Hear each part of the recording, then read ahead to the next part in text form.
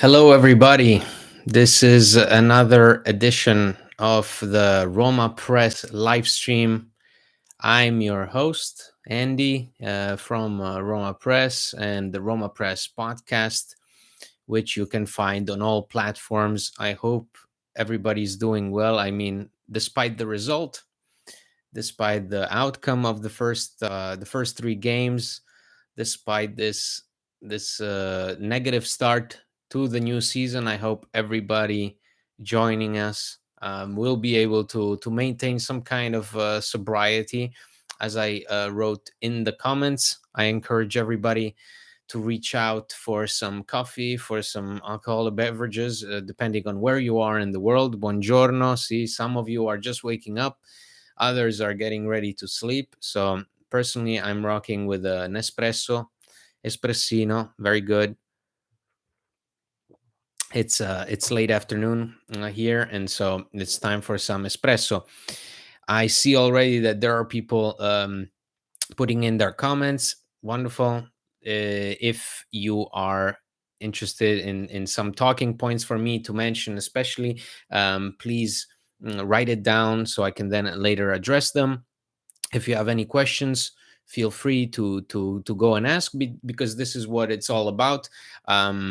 My objective for today was not to make this too depressing. I know that mm, people react differently to to the results of their favorite football team, so anything goes here. But I wanted to also come up with something constructive, other than X player sucks, or this is bad, or that is bad, because we're not gonna go anywhere. Good afternoon, says Tamas. I am listening to you, Andy, and watching the Vuelta simultaneously. Very good. Thank you very much, Tamas. Good to have you. I see. Okay, some already people are getting animated. I'm waiting for more people to come in.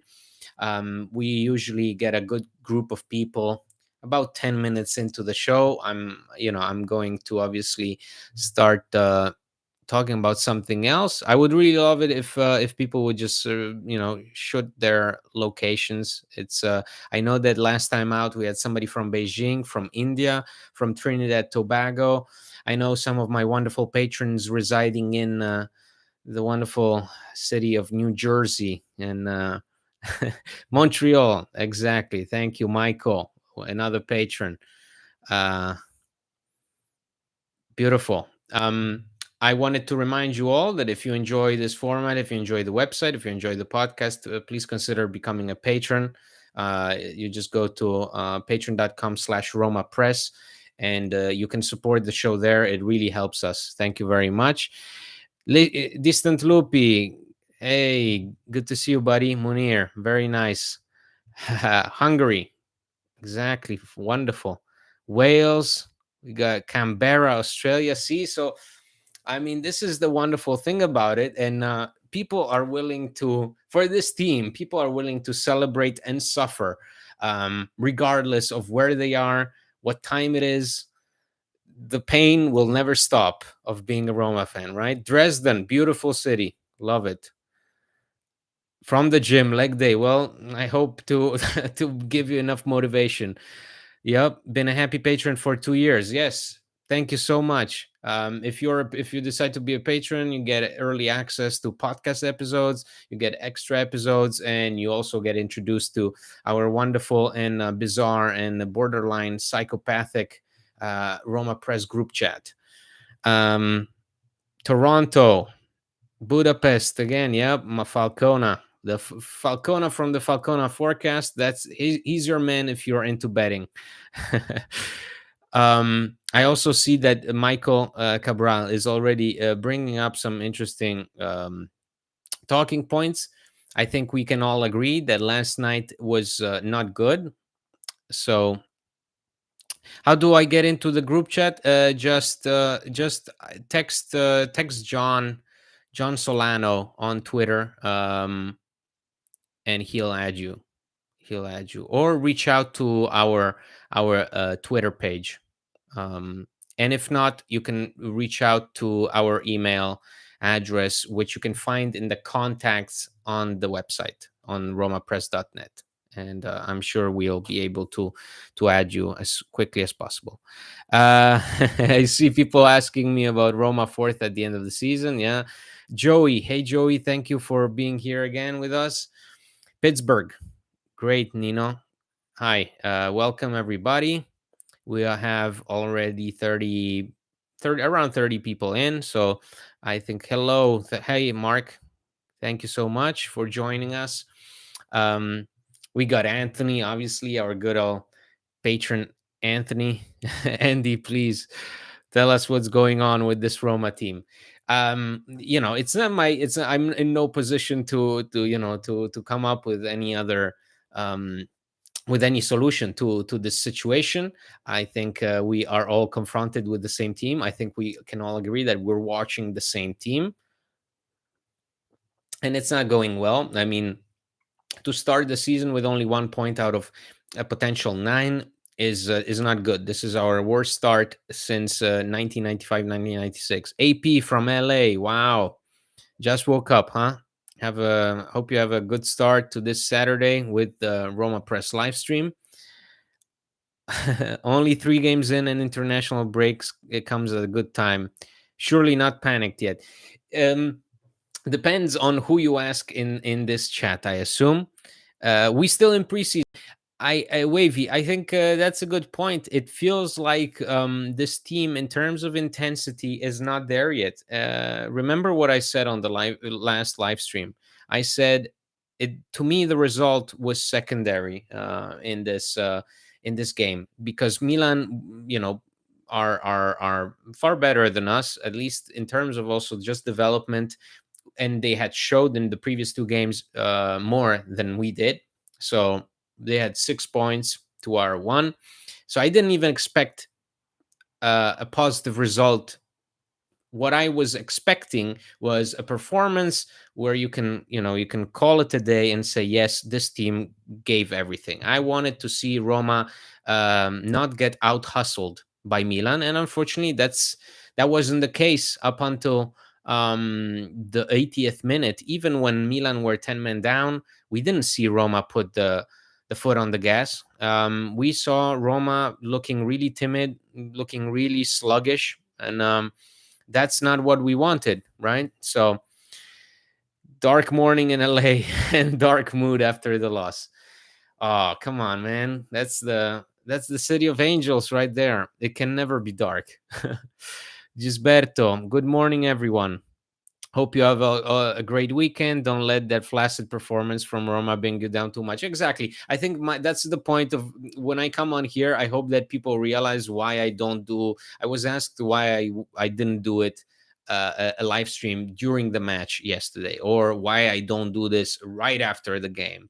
Is because I think at that point there is no constructive conclusion that can be uh, gathered as the game goes on, or right after, when you're just so either frustrated or elated. It's to me, it's there's nothing fun or insightful about watching somebody lose his shit over a team, and recording himself as he slams his head into the wall. So I think I decided to do this the day after, because so that exactly we have everybody enjoying their coffee, and we can say, we can come here and say, here's what's going on, and here's what's wrong, here is what we can improve. um Thank you so much. Calm Andy makes for a good morning. I'm just trying to Andy, what's the solution? That's I wonder, does anybody here have oh, I already see somebody suggesting a new manager. See, see, um, exactly. You have angry. Yeah, if you're a patron for the show, you get John recording post-match reactions as extra episodes. So that's he brings you the immediate reaction, which I'm not willing to do. I don't. I think every man should suffer on their own with Roma. Um, Listen, let's start it. Let's start. Where do we start? Let's uh, let's start with the with that. In fact, with that whole thought about Roma still playing like it's preseason. Roma still play like it's preseason in terms of intensity, in terms of urgency, and in terms of the ideas that we see on the pitch. Roma has shown very, very little. It seems like this is a team that is running on fumes instead of a team that is just getting started, which is not good. The positive is you have an international break to rearrange the ideas, come up with a plan, come up with solutions, and come up with a whole new attitude, because I think we can all agree the attitude, as someone said in the comments, is flaccid. So, um, great. Yeah. Napoli. Wonderful. Bring Donnarumma to Roma. Yeah, not with the not. I mean, if he decides to slash his salary in half, can we get Donny out of retirement to be our goalkeeper? Listen, I think the problem with these types of games, and also in the start of the season, is that we immediately jump to conclusions and we immediately start pointing fingers. Whereas the blame should always be shared. It's for me, it's so simple to of a concept that this is football, and in like any other situation where when there is something going wrong, it's not only one entity, it's not only one person doing you know, taking the blame, underperforming. The whole this whole situation is an accumulation of problems that derives from um, the staff's preparation over the summer. We could potentially argue that this team physically is not ready in intensity, and the fact that they, I mean, Milan looked like a whole different team. It looked like they were, you know, 3 months into the season, whereas Roma were still in early July. Um, at the same time, we can argue that the players, you know, haven't shown enough. Some of them are performing really poorly. Some of them may not be good at all. So then we can also argue that the tactics on the pitch leave a lot to be desired. We don't see this team come up with anything remotely interesting, even when you were even when you were playing 11 against 10. You still looked like you lacked uh, the simplest of ideas going forward, and that's a huge negative, and that goes on the coach, right, on the coaching staff. So to me, that's what I want to see, is at least, or at least that's what the this live stream wants to achieve, is to sort of come up with a reasonable a reasonable take on what's going on. And what's going on, I think, is everything is falling apart in terms of the ideas don't fit the players that are on the pitch. The players don't fit the ideas. The preparation is not up to par. And so we can argue that sort of this is the first three games, whatever was meant to go wrong went wrong, right? Let's see. Awar got injured. It's a very desperate situation. We'll have to see what the extent of that injury is.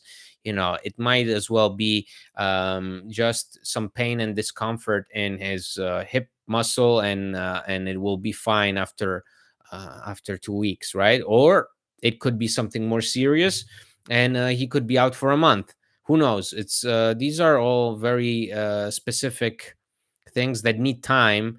Roma have the next 3 days off. I know that some people may take issue with that. Roma are taking the next 3 days off. So, um, Andy, it's not shifting fingers, but Rui is costing us so much points, including last season. He's just in decline. Guys, I'm not here to defend Rui Patricio. I'm not here to defend some holy concept that I don't want anybody to point fingers at. I'm not here to defend Jose Mourinho. I'm not here to defend the team. I think we can all agree Rui Patricio is on the decline. Um, but I also think that there needs to be a point where we can, merge those things. Come say, okay, this is what's wrong. I think we have a really bad tactical plan, in that we are not utilizing the strengths of the players that we have at our disposal. If you look at what Lukaku was working with yesterday, or even Belotti beforehand, I mean, talk about zero service. You cannot play with Lukaku on the pitch as if you were playing with Dybala as a false nine on the pitch. It doesn't work like that. You have to adjust. And so far, this team has shown very little adjustments. This team, I said it on the last episode. I think it was right after Verona. I said something is not clicking, right? It feels like something's still off. It feels like this team did not make that leap from last season to this. It feels like we're just stretching last season to the current one. And I think that is why it's good that there is an international break, because the break will force you to confront what's going on. It will definitely be a wake up call, and and a sort of a confrontation of Mourinho, the players, the tactics at disposal. It's not optimal that it's not optimal that we have 11 players gone for the international break. I mean, Leandro Paredes gone to Argentina, Cristante, Spinazzola, Mancini, Pellegrini, all with Italy, Rui Patricio, Portugal, Zalewski, Poland, Lukaku, the guy who hasn't trained with a team in over 2 months, is going on international duty. To me, that is bonkers, and that's a negative, because you hope to work things out. Let's see. Sviar should get a look. Have to try something. Sviar will definitely get a look in the Europa League. I know it. Like it's not even it's just a question of when's the first game. Um, and we can discuss obviously the Europa League draw, which I think is pretty straightforward, and we can all agree that the team is it's a very favorable group stage, right? So Pellegrini's performance is the worst. Roma need to think about using Pagano again. Don't. What I will say is, don't always think that just because something's not working, the only solution is some very drastic measure. It won't always work like Zalewski did in his first year, where it actually paid off and it became really like sort of like a secret weapon for Mourinho to introduce Zalewski as a left back, which was not his natural position. Because you can run players into the ground. I think, for example, Felix Afenagian, his introduction to the team and sort of the overly reliance on him was was ultimately detrimental to his development. So same with Pagano.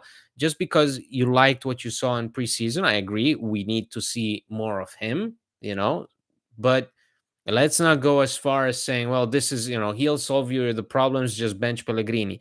Again, it's not that simple. These are things that let's see, our wingbacks went. Yeah, I wanted to just say this, right? So sort of, if we want to rely on stats, and I think this taps into what I'm trying to say, is that a situation like this, it depends on the players, the coach, and the staff, right? And I think the stats for the wingbacks proves that it's really an amalgamation of players not good enough or players not doing enough, and also the tactics not working in their favor, not working in anybody's favor. So last night, we had 10 crosses. So our wingbacks crossed the ball 10 times. So Zalewski crossed the ball 6 times.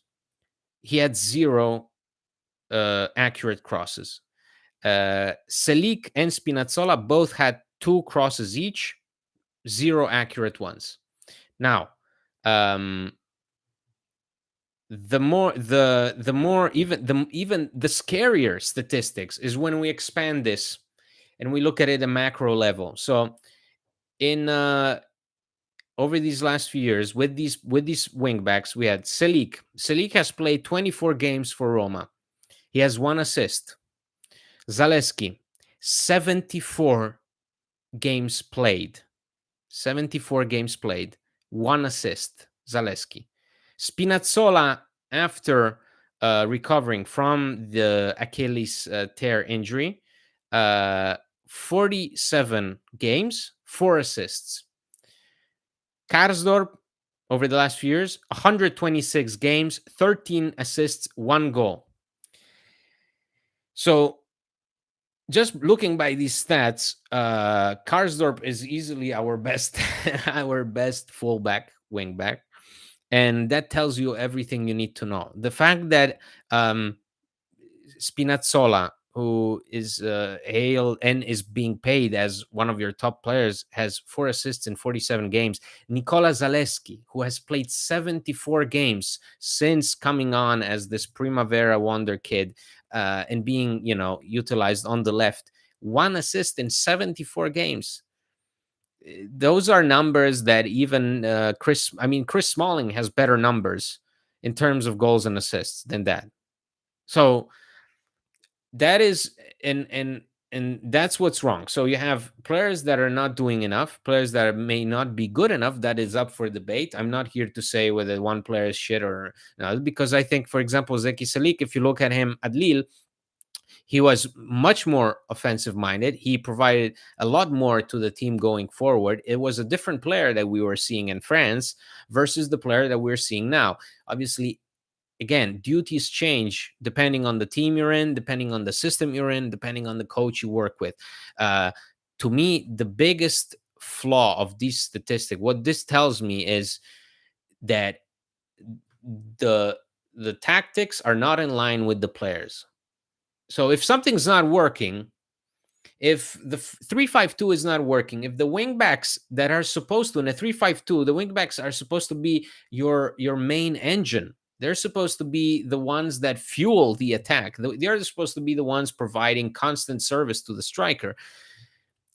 If you're not getting the answers you want in that system, you have to adjust. And that is not only on the players, that is also on Mourinho. It comes down to you having to, switch things around. It's not working. These guys are not, responding the way you expected them to, the way you wanted them to. It's not working. This is your game plan heavily relies on them. And what do you get instead? I mean, yesterday I think it was an unbelievable thing. It was Zaleski who was playing on the right. Mourinho put him on the right, and Zaleski went to cross the ball, and he switched to his left foot. So he immediately loses the timing of and loses the accuracy. And what can that is a player, and that points to a player being uncomfortable in an uncomfortable position, and unable to make the difference. Whereas in a 3-5-2, you need to have them. I mean, that's what Inter. I mean, if Inter have more or less been stable over the last few years, and even in Simone Inzaghi's season as the manager in charge for following Conte's exit, that 3-5-2 continued to be an important aspect of it. You can argue the quality. I don't know if Darmian or Dumfries are such world class players that they can overshadow somebody like Rick Karsdorp or Leonardo Spinazzola, but that's what's happening. So to me, that is the biggest headache, and I think that is the biggest plot line that we need to resolve. Right? It's really a problem, because this team would be unable and will be unable to move forward unless they resolve what's keeping them back. So yeah, exactly. Di Marco can get close to 10-12 assists in one season. Now you can argue about the quality of the players, but at least have somebody like Zaleski, who plays with that kind of consistency in that position, have 4 or 5 assists. Zeki Salik, again, the player that you got from Lille is a completely different player to the one we have now. Yes, guys, give a like. Yes, if you haven't subscribed to the channel yet, please do so. It helps us be part of the algorithm or whatever. Put the notification on so you know when the live stream is about to go, and give us a like. It really helps. If we change to a back four, it would have been some narrow formation, which means you still need your fullbacks involved. I understand, and there is no way to escape the fact that we have to utilize the fullbacks. But also, it's not like you don't have quality in the middle of the pitch. Brian Cristante, Paulo Dybala, Lorenzo Pellegrini, these are all good passers. They can open up the pitch for you. But for some reason, they stop doing that. They end up putting always the ball into the feet of Leonardo Spinazzola, Nicola Zalewski, and then boom, every time it's the same thing, right? Every time that we have Zalewski put in an awful cross, the ball goes into the opponent's legs, and there you go. You got a counterattack to deal with, right? So, and as long as those fullbacks are not any offensive threat, how are you going to make others more dangerous? How are you going to put Andrea Belotti in a position to score? Or even worse, how are you going to put Romelu Lukaku, a guy who relies on cross? I mean, his whole success under Antonio Conte is, yes, holding up the ball, sure, but also having having quality balls go into his feet and or his head, and being able to score off of those. So whatever happens in this international break, there has to be a moment, a clear confrontation between Mourinho, his coaching staff, the game plan that they have, and I don't know if they write the names of the players on the board or something, but they need to be confronted with those numbers. Like they need to be confronted with 74 games for Zalewski and 1 assist. Like if that doesn't tell you the whole story, you might as well put Chris Smalling in that position, and probably you're gonna get the same output. You know what I mean? Like that's how bad it is. Let's see what else you are saying. Tomori was sent off, but I couldn't understand what they kept three center backs until 80 minutes. It's that's the bizarre thing with last night is the team showed something only 10 minutes away from full time, and that's the worrying part, is that we were not even given by Roma a full half of energy, of determination, of wanting to redeem themselves in front of the home crowd. We got 10 minutes, and that's not enough. That's not enough considering what you showed in the first two games. I said it before. I wanted this match not to be about the final result, but to be a reflection of what went wrong in the first two games and wanting to mend that. And Roma, unfortunately, I don't know whether it was Paulo Dybala's absence, whether it was Pellegrini not being fit enough. Pellegrini was not supposed to play that much yesterday. He was supposed to come on in the second half at the most. Instead, he was forced to play because of Houssem Aouar's injury. I don't know. What I know is there are repetitive patterns in what goes wrong on the pitch, and so far in these first three games, Roma have failed to address these shortcomings. So what else is there? Agree completely, says Gisberto, that our wingbacks need to be way better. I also found that our midfield's inability to win or control the ball was pretty frustrating. I still maintain, like for example, I'm very I'm unconvinced by what Mourinho is trying to do with Cristante. All of a sudden, this guy with Mourinho was performing very well when put in front of the defense, and now he's sort of being a mezzala, used as a mezzala. It does, and instead he has Leandro Paredes playing in front of the defense. I don't know in what world that makes any sense whatsoever, especially if you have evidence that Cristante was at his most effective in front of the defense.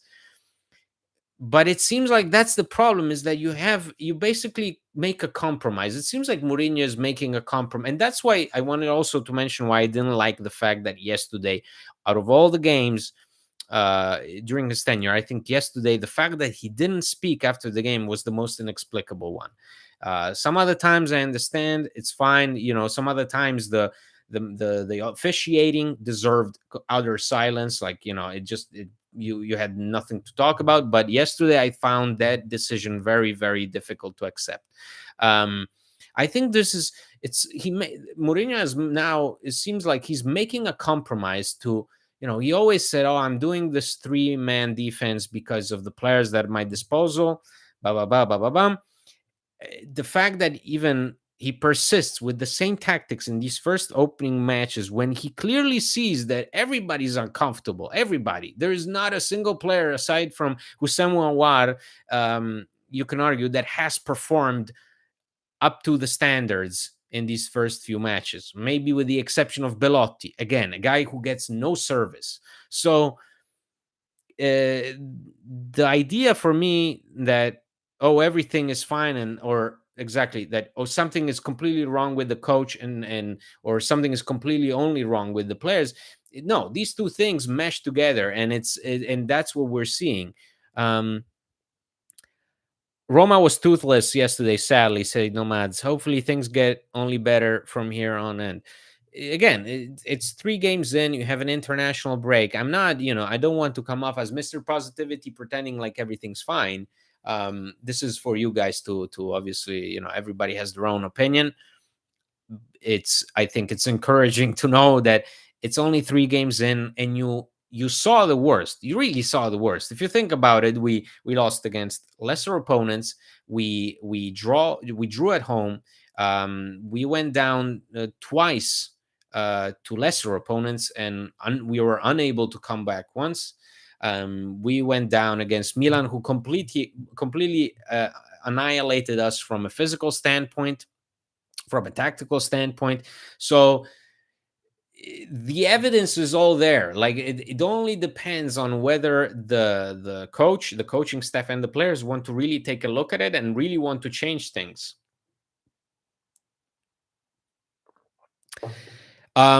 Joey says Cristante did well in a double pivot, but as a single pivot, he seems to struggle. But again, it's Matic is not there. Like I see a lot of people. I think I've seen 3 times Matic's name mentioned already today. So we all agree, and the team also agrees that Matic's absence is, can be felt, but that's what it is. It's an absence. He's gone. So you have to come up with another answer. Alec pays a compliment to my hair. You got that hair extra pretty today. Thank you so much, Alec. Always great to have you on this chat. Yeah, Mourinho should have talked after the game. I think yesterday, really, apparently, the decision from him to not talk to the media came from the fact that he did not agree with the refereeing. He did not agree with the penalty that came in Milan's favor, and he supposedly had like a bit of a spat with Stefano Pioli, the Milan manager. Now, whatever that may be, after a performance of that kind yesterday, you have to talk. As Mourinho, this is the first game back from the suspension, and you've seen the first 2 games were not good enough. Although you can argue maybe Roma deserved a different result in both of those games. The only shots you conceded resulted in goals. So, okay, there I can understand. But this time around, you performed really poorly. You were in a situation after the 60th minute, you were in a situation where you had an advantage of being 1 man up, and you still showed nothing in terms of on the pitch tactics, and also in terms of intensity. That has to be addressed by the coach. Like I expected him, at least I didn't expect him to come on and apologize. I expected him to come on and acknowledge that those things we saw and we took issue with, he also saw and he also took issue with. Like I can totally understand when fans then see that Roma after yesterday's game have been given 3 days of rest. So Roma after last night, they will only come back on Tuesday, right? To me, that's that kind of performance. Really, it will take three days of rest to come back from that game. Honestly, like even I never take issue with these things, but when you see that kind of energy, it really costs you 3 days of rest. As a manager, as somebody who knows what it's all about, Mourinho, he should have read the room better. Yesterday, I think there was a need for him to go out. And I see a lot of people also interpret it as, oh, he walked out because the players that he has are shit, and so he was frustrated with the players. Even then, you come on and you have to take some accountability. You can blame some of the players, you can blame some of the episodes not going your way, but you also have to take some accountability. I thought last night was the match that you should have shown that you are aware that there is a problem, because the problem is huge. The problems are all there for us to see. So if somebody like Mourinho just refuses to show up, how am I supposed to interpret that? How am I supposed to be reassured? Can I feel comforted by the fact that the manager of a team that showed very little to start the season with, has only 1 point to show for these 3 games, just walks away like it was nothing? That's, to me, that's a problem. Do you agree with the Penko? I don't know if I agree or not. I think that's a questionable thing. For me, it's in these situations is always 50-50, especially in Serie A. Honestly, I'm not even, see, I would be upset had the game gone differently, had this team showed me that they can in fact put the pressure on, but there was no pressure whatsoever, no pressure at all. So um sorry, but Zaleski was unable to do one correct cross. Lukaku was shocked. Sorry, but we cannot teach him to do crosses. I understand that. I completely understand. Again, I'm not here to excuse Nikola Zaleski just because I'm half Polish. I'm not gonna, take my Polish heritage and use it as a shield for Zaleski. I am going to say that if Zaleski is not that guy, and we know that he's not that guy. You know why we know that he's not that guy? Because he played as a midfielder. Up until 2 years ago, he plays as a midfielder, and ever since having been doomed with that responsibility to replace Matias Vigna and Leonardo Spinazzola on the left, he sort of was cursed to accept that role on the left, even though he never really showed. You can argue that only in his first season in that Conference League run he showed signs of potentially being a good player in that position, but otherwise, I mean, if he's not good at crosses, okay, nobody's going to teach him how to cross. I totally understand. But then you have to change things up. You have to change things up, and you have to, for example, say, okay, well, then we're not giving Zaleski the ball to cross, or give Zaleski the instructions not to cross the ball. Try to get Lukaku involved in some other way. Let's see. I already see that the patron group chat is yes, for Alec. Yeah, we should get a room with Alec, definitely. Let's see what else. Mourinho is a drama queen. I don't know if he's a drama queen. I think yesterday he just read the moment wrong. I think most of the time, whenever he does those things, whenever he decides not to talk, it's fine. I don't really care. I mean, it's one thing less to write about for me. But yesterday, I think it really required of him to at least show up and say, yeah, something's wrong. The fans that say something's wrong are right. There is something wrong, and we're gonna change things during the international break. Instead, I'm left wondering, like, is there any plan going forward? Let's see. Do you think Milan playing those extra games in USA helped, and Roma does feel like in their preseason? John,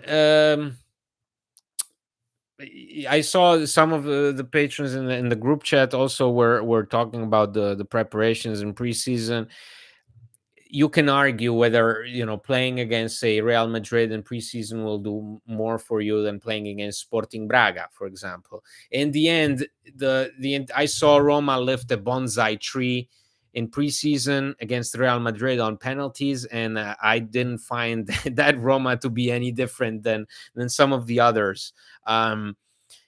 To me, it really depends all on the coaching staff. Because really, honestly, this is the first time in this Mourinho's tenure to look so sluggish. Actually, in the past 2 years, we to start the season with, we went on some nice runs. I think 6-7 unbeaten games, something like that. Some draws, some wins. But this this is the worst start to the season since 1995, 1996. And so that is definitely a sign, telling you, partner, get it right. You didn't get it right in July, get it right in September. um, Milan made their signing earlier in the window. Their team was ahead of us in terms of chemistry. Well, Milan sold Tonali very early in the window because they got a 70 million euro offer. And once that offer was in, once that check was cashed, they went and bought the players. We managed to sell Roger Ibanez at the beginning of August. So it's yeah, it's the way the transfer window works. It forces you into certain situations. Some situations you you have to resolve by yourself, and some others you are the victim of that situation. And there is little for you to do. You can argue definitely that the preparation, everything was so late. That's not optimal to get on the wrong to get on the right foot, right? So completely agree. Jose should have addressed the media on this performance. um Leo, I'm in an NFL fantasy draft at the moment. If you're here for the therapy, I think we can all agree that this is some form of therapy. So thank you, Leo, for being with us. What the hell is wrong with our medical team? All of our players are falling down like matchsticks. Um, I see people say injury prone. So far, Renato Sanchez. Yes, we know Renato Sanchez has problems. We know Paulo Dybala has problems. I think Hussein Muar is a guy that hasn't played for a long time. The moment you start putting him on repeatedly, you have to take it into account that something like that can happen. Um, I also think that was sort of like a precaution. I do think that we'll see what the extent of that injury is. Our preseason is a complete failure. It's like we're still recovering from the Europa League defeat. I, I agree with you. I don't know if that necessarily means the preseason was a failure. I do agree that it feels like last season was stretched beyond measure and going into this season. It feels like we're running on, I said it to start the live stream. We're running on fumes, and yet we should be just getting started. And it feels like, oh, does this team have anything left in the tank? Whereas you look at Milan are, and even in a game where Rafael Leao theoretically played bad, there is a complete difference in terms of the hustle, in terms of the quality on the pitch, completely. And that doesn't mean to me like Loftus Cheek, okay, good player, but let's not get ahead of ourselves. That's not a, he's not the player that's going to make a difference in a game like this. And yet, um, let's see. Let's stay calm and figure things out. There's plenty of talent on this roster, no excuse. And again, guys, let's maintain some balance in the fact that it's 3 games and what we saw is awful. I think last night was particularly bad. I took issue with last night. I didn't really take that much issue with the first 2 games. Um, but last night you should have responded differently. You didn't. That doesn't mean that the season is going to go to hell. I already see people saying, well, this is going to be like 2004, 2005. No, trust me. It's not. The important thing, obviously, is to go into this international break and take that accountability that I'm talking about. You can't hide. You can't, after a performance like the one we saw last night, you can't hide behind the referee or the players only or the coach only. You can't. You have to show that you have a complete understanding of the situation. There are some things that the club are responsible for. There are some things that Mourinho is responsible for, and there are some things that the players are responsible for.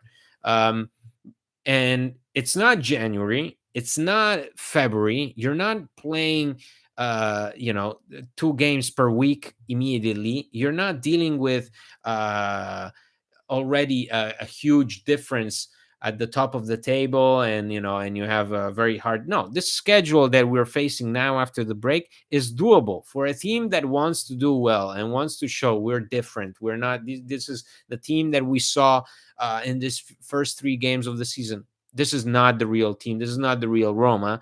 That schedule is more than feasible. So what is your prediction now for Roma's position this season? I think it will be like last year. If you listen to the podcast, I said I don't have a predict. I have my only prediction is Roma have to make top four. So for me, it's not even a matter of saying, well, they're going to be third, they're going to be fourth, they're going to be fifth.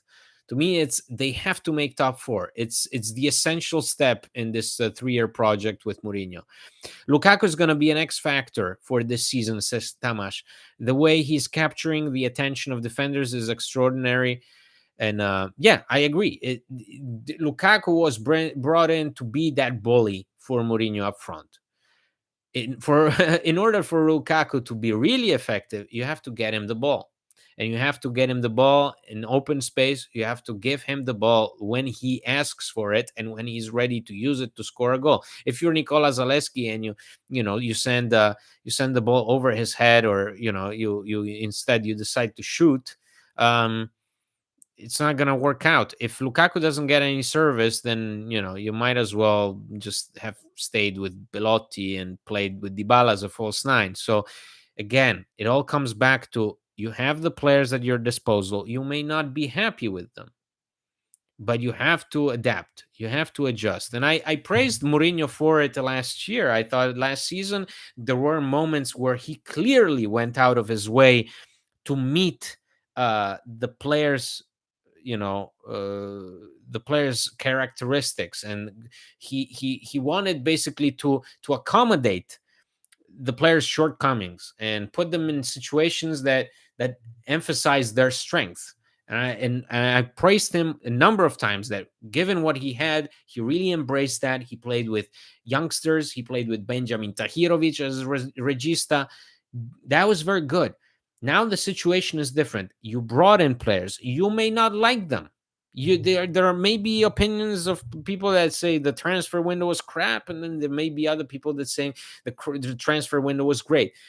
But this team. You say this team. You say you've gotten to know these guys, and it's a family business. Everybody likes each other. Good. Show it to me on the pitch. Do you think Roma should get rid of the 3-5-2? I think Roma need to do something that works in their advantage. You cannot continue to start every game and basically look like the team that has everything to lose. Meanwhile, the opponent has nothing to lose. What is that? Guys, let's keep liking the live stream.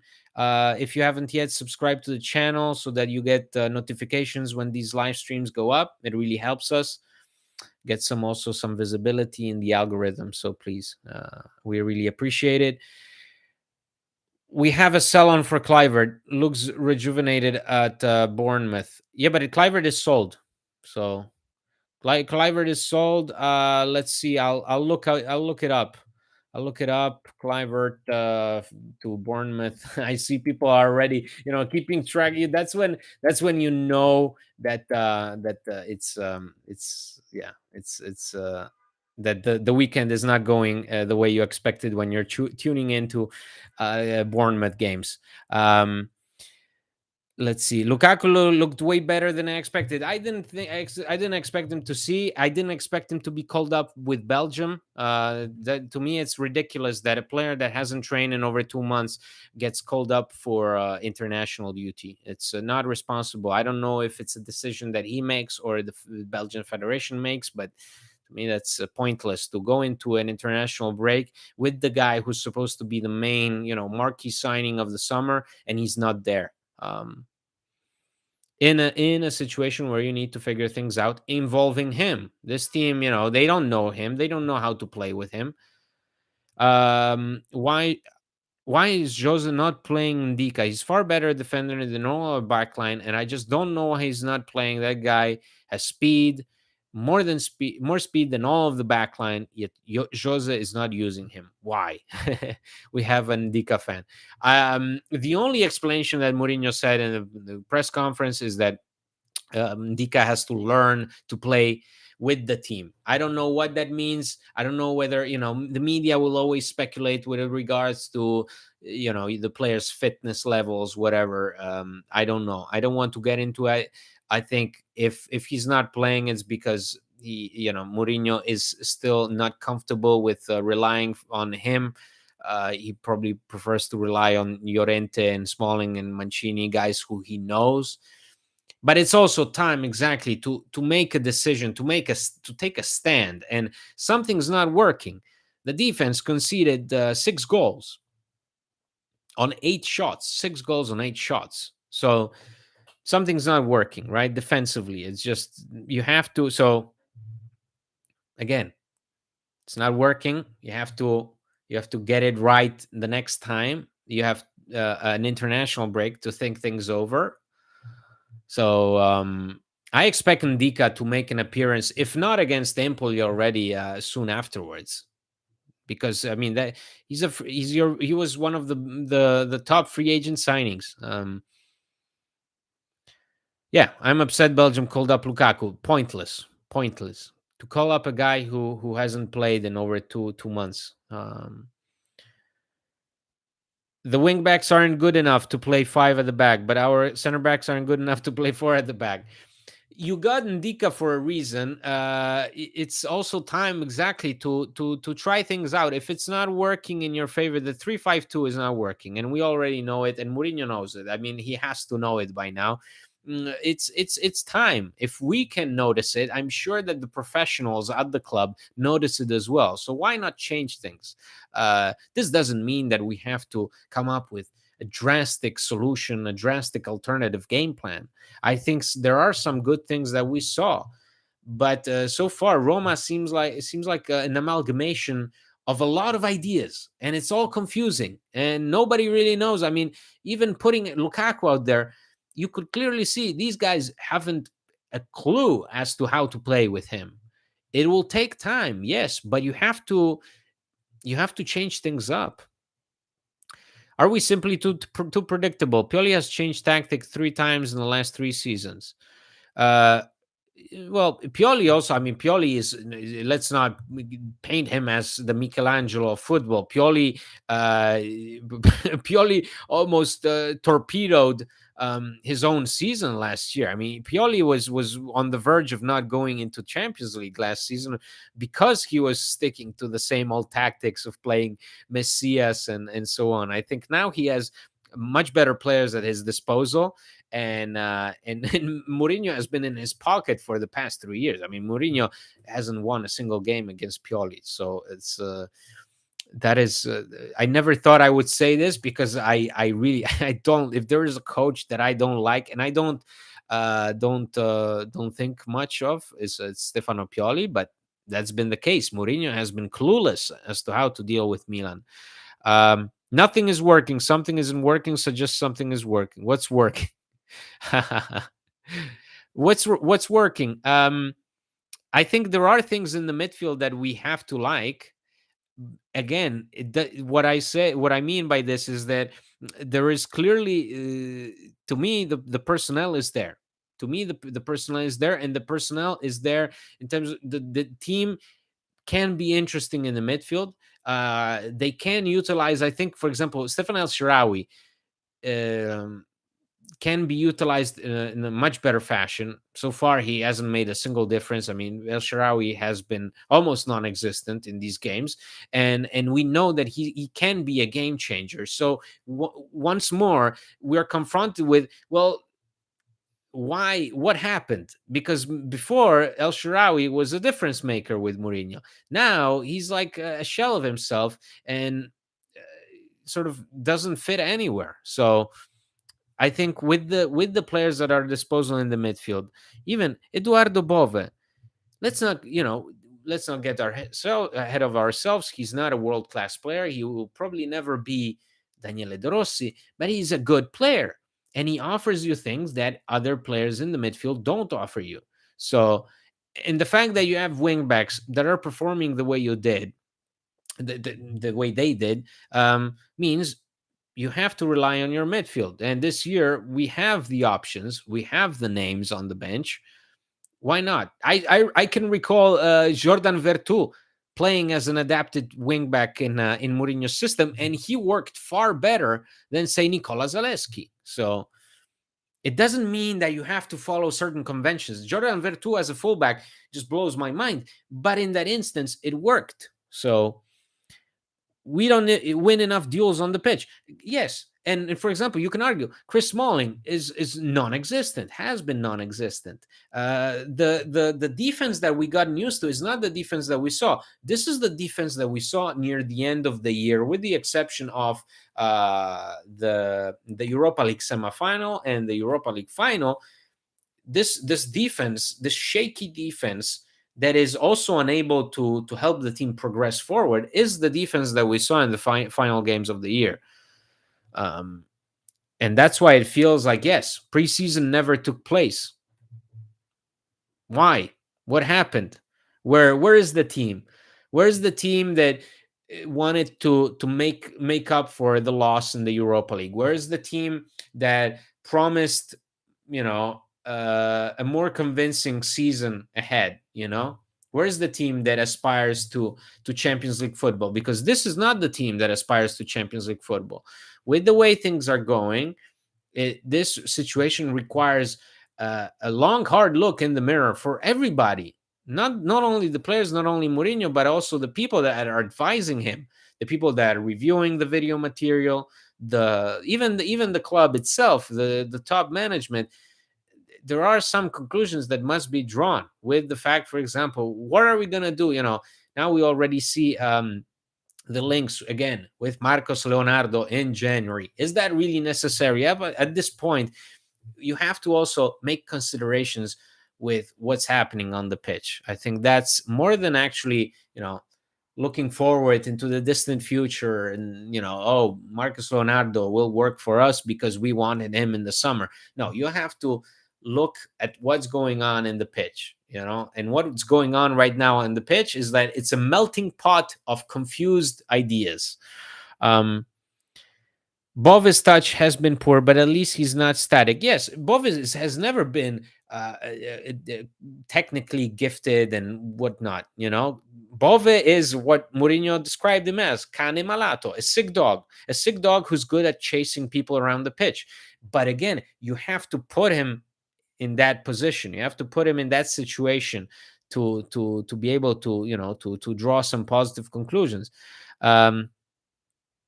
Yeah, Pioli has a genius attacking strategy called "Give the ball to Leao." Roma have none of that yesterday. That's why I say Stefan El Shaarawy needs to be utilized better. He's the only player that has pace. It has pace and has the technical skills that, for example, Nicola Zalewski doesn't have. So it's basically like if that team, that Spalletti-led team with Mohamed Salah didn't utilize Mohamed Salah.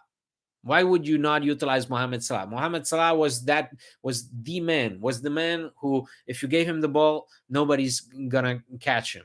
Similarly with El Shaarawy, he's one of the few players who can dribble past the opponent. He has pace and he has technical skills. So let's see. Playing with Cristante and Paredes together is not a good. Yes, and I say it. It's too static. If you're playing with Cristante in front of the defense, then you have to have Paredes playing as a mezzala, not the other way around. Cristante has done wonders for Mourinho in front of the defense, right?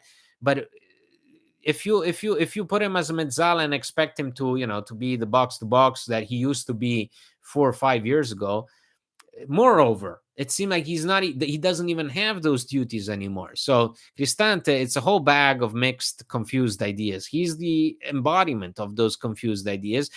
Whereas Paredes, a player that I'm highly critical of, but I think once again was brought in to sort of be a band-aid to that Nemanja Matic situation. He should not be playing in front of the defense. If you look at what he was doing with Argentina in the World Cup, where he was thriving, was that mezzala. He was playing as a mezzala. And so give the ball to Paredes when you want some mobility on the pitch. Don't give it to Cristante. Last year's preseason games against Shakhtar is the best game I've seen. Based on how Roma played, it's like game over game. We taught players not to play like that. I remember that game with Shakhtar. Everybody got really excited about that combo of Zaniolo, Tammy, and Dybala. Good times. I'm really uncomfortable with a lot of Tifosi's commentary that it's a player problem or motivation problem. Three players aren't worse than Verona's, and not that inferior to Milan's. Definitely. That's why it's never a problem of players only, coach only. It's not, because you can't.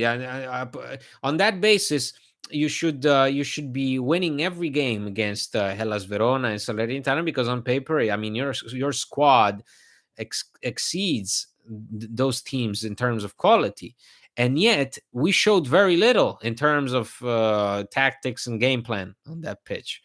um, Belotti was one of the better players again, I thought. Got tied to Tomori, which led to the red. Shame he had almost no one to link up with.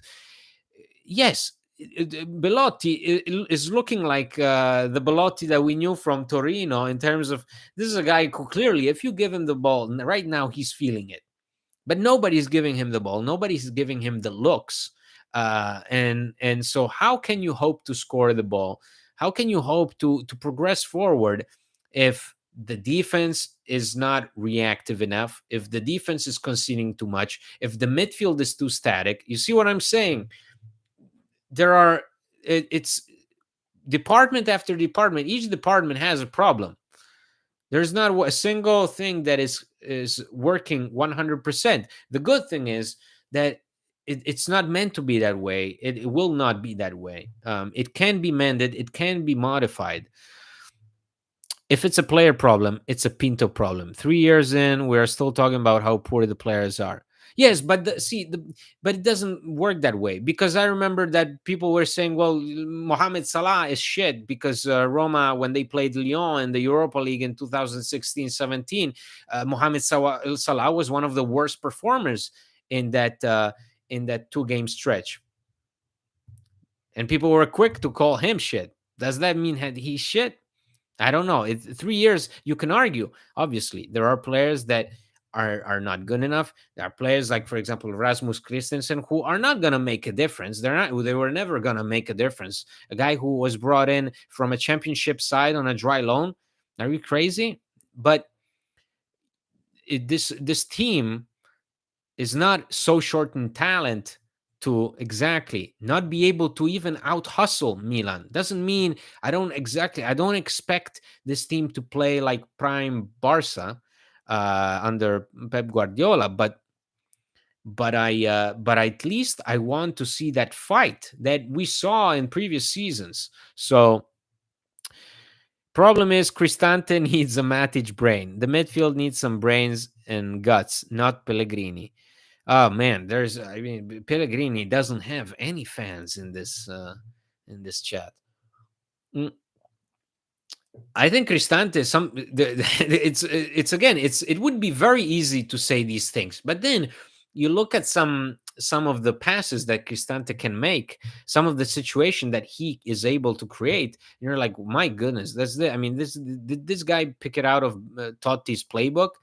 Really, it's not. I'm not even being blasphemous here, but it's not even that simple, unfortunately. I would start Pagano over Pellegrini every game. Okay. If Pagano is not it, I pick another youth team kid. This team is cursed until we find the next Totti. No, my friend, doesn't work like that. Doesn't work like that. You can't be hoping for a miracle. You can't be hoping to get into Champions League football with the excuse of we're gonna find another Totti, and in the meantime we're just gonna be ruining the careers of 18-year-olds. That's not how it works. I say it again and again and again. If Felix Afinas Gian, the 2 goals he scored against Genoa were the biggest curse for him. It completely halted his development. You don't want to do, and I think the same thing happened with Volpato. Mind you, look at how Volpato performed before and after that goal against Hellas Verona. Non-existent. Those situations halt players' development. You don't like Nicola Zalewski. He gave you the illusion that he can replace Leonardo Spinazzola. And in the meantime, perhaps Zalewski would be a far better midfielder by now. Who knows? So Yeah, we cannot rely on Pagano to overturn two nil deficits. The midfield and attack are totally disjointed. Feels like someone has pulled the plug from the wall. What I'm trying to say is the answers have to be in the roster. Like it or not, you can like players, you can dislike players, you can like Mourinho, you can dislike Mourinho. The fact is, you have to play for Champions League football with what you have now. The season has started, the window is closed. You have no other option, right? So you have to keep going with what you have. Pagano is not going to resolve your problems. The players that you brought in, the players that you had before, are going to resolve your problems. The fact is, we have to link them together, right? We have to find a way to get the ball rolling. Playing with Empoli right after the international break is again a wonderful opportunity for this team to gel. You're not going to be faced with the intensity of, say, a Milan side or an Inter or Lazio, where you feel the pressure, you feel the perhaps the difference in quality, the difference in attitude. No, you're going to be playing against an Empoli side after 2 weeks of trying to rearrange ideas. So I think it's the last time Jose is here. Let's have fun, enjoy the rest of the season. There's, once again, for me, it really there is no point in saying, well, Jose. I saw people saying, well, Jose will leave in December. Jose will be sacked. Jose will walk out. 3 games in, guys. 3 games in. Zaleski would actually bring pace and dribbling to the midfield. Zaleski was basically a number 10. Zaleski was basically a number 10 in the Primavera. I really, and poor guy, even in the international in for Poland, he's being deployed as a fullback, and he disappoints, and he's not been good at all for Poland. He will be the next Florenzi. We will sell him.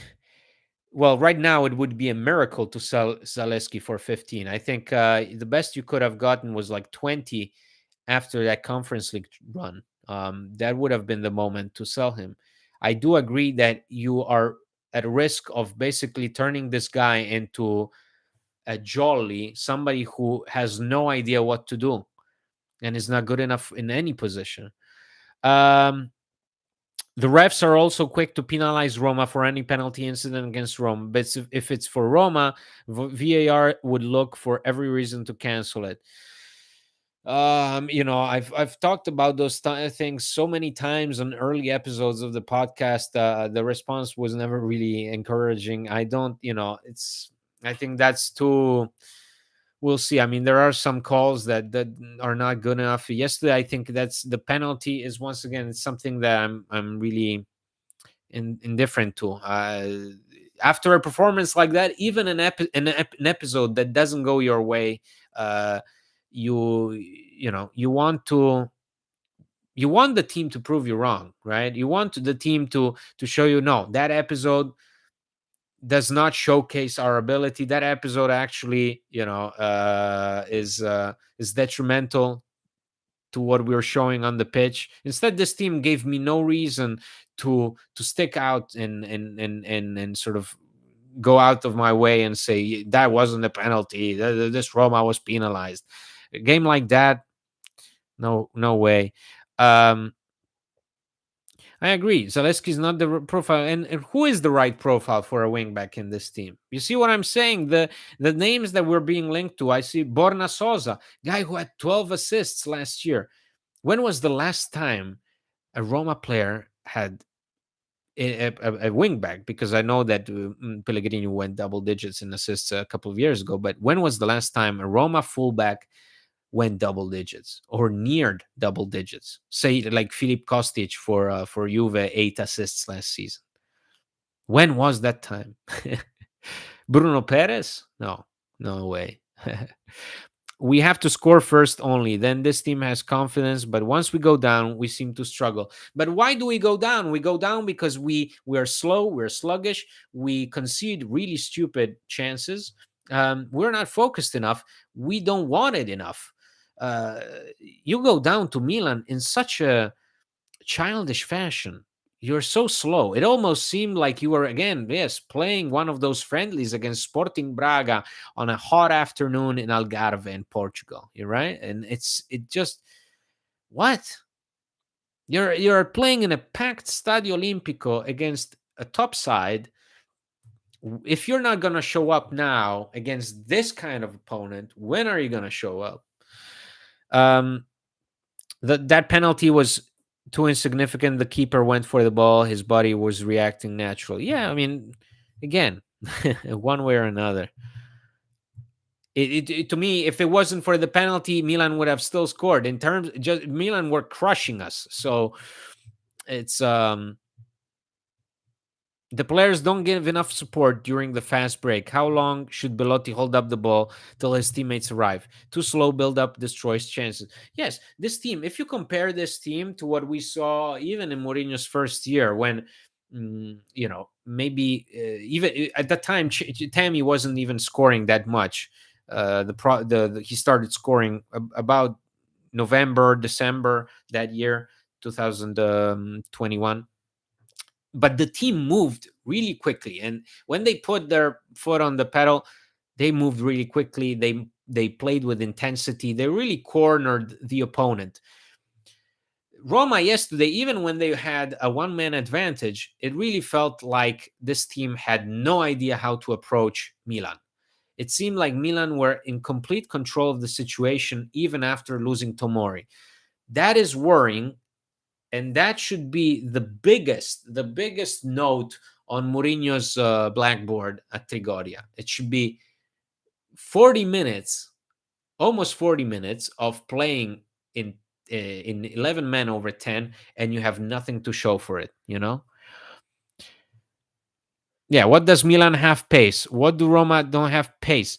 Roma, I think, can have pace. I think they have the players to do it, but they are not set up correctly. The players are clueless. It almost seems like we are back to that same old situation of Roma players doubting themselves at every turn.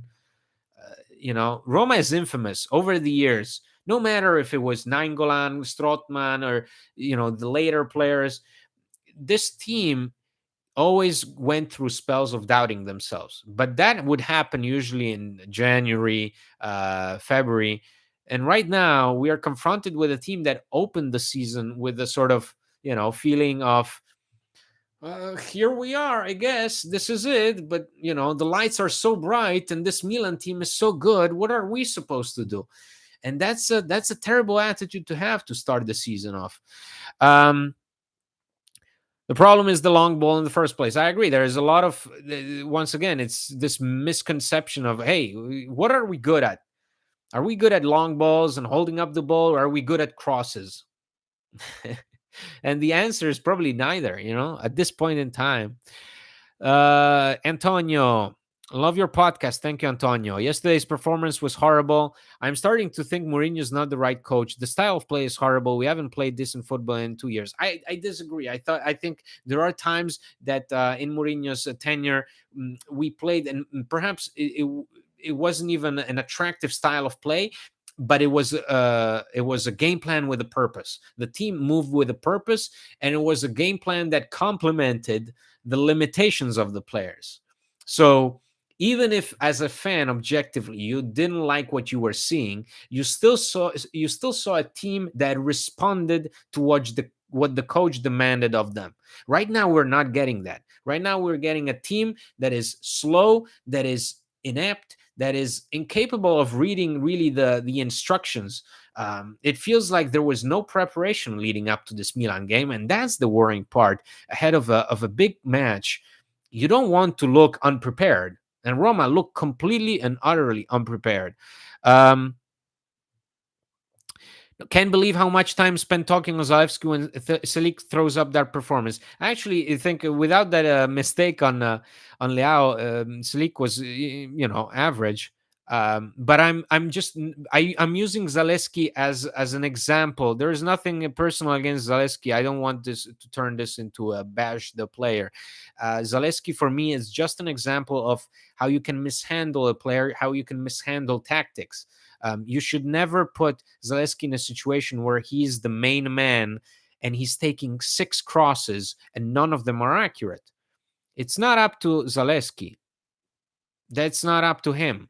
It's up to who tells him or who puts him in that position. It tells him go and cross the ball, and that's your whole game plan. And the one thing that you have to show for it is 0 out of 6 crosses are accurate.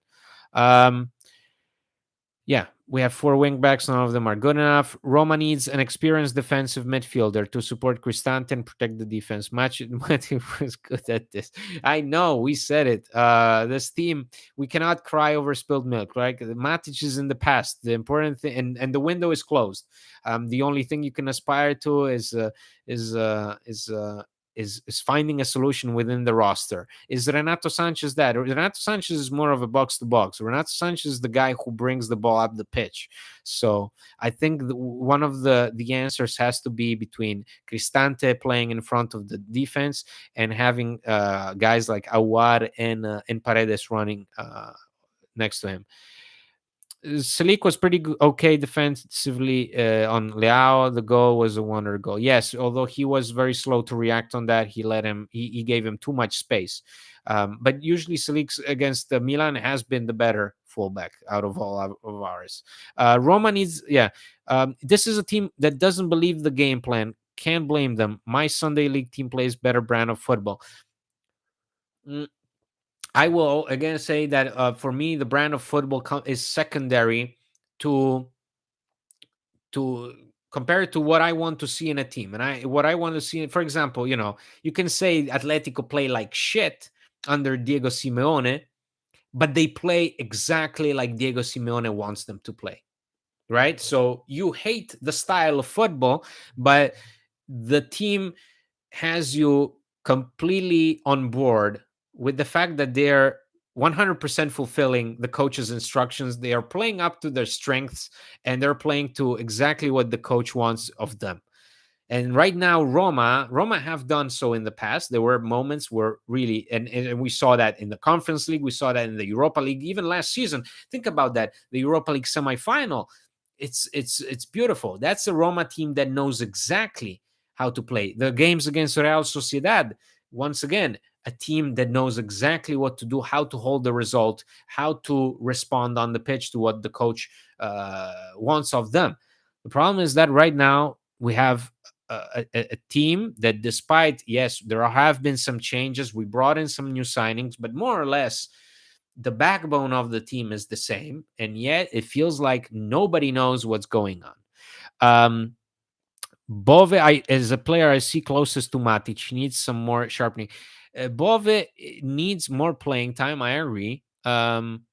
I think this is partly a leadership problem on the pitch. Yes, Lolo is captain, but if he's not playing great, I don't think it fills the others with confidence.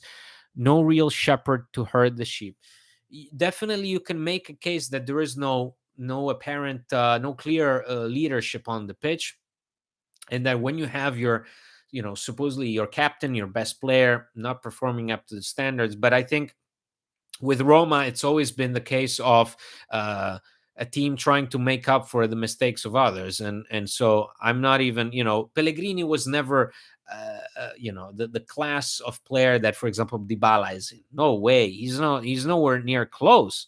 But he is the captain, and when you listen to what the players have to say about him, it's pretty evident that what he doesn't have in terms of footballing skills or whatever, he complements that in his attitude and his off the pitch behavior and leadership towards the younger players and so on. It definitely feels like if he's off, the team will not function, right? It feels like when he's off, something's breaking, and that again taps into finding alternative solutions. It's very important to me. It's crucial to have Renato Sanchez come back after the break. I still think this is a very fragile player, long injury history, but his quality, if on a good day, is second to none. Renato Sanchez can be a difference maker. The problem is to wrap him in some kind of, protective film, because he's very, very fragile. But I do believe that if there is a difference maker that you brought in, it's not Leandro Paredes, it is Renato Sanchez. Um, Pellegrini looks lost since the Shakhtar game. Once he was told to be the sidekick to Dybala, he became the Vanisher in the Deadpool movie. I do agree that since Dybala's signing, Pellegrini has not been the same. Pellegrini in Mourinho's first year is very special, and Pellegrini wins the Conference League Player of the tournament, and is one of the best midfielders in the league. And there you could see, wow, technically this guy, wow, he has it. He hasn't found his groove. We've said, and this is something that we've said with Pellegrini in a number of seasons. So this is not the first time. I think it becomes more apparent when the team needs him, when the team needs that figure, and he's not responding. If Matic wanted out, he should have told the club sooner. Roma would have been after Shqiri.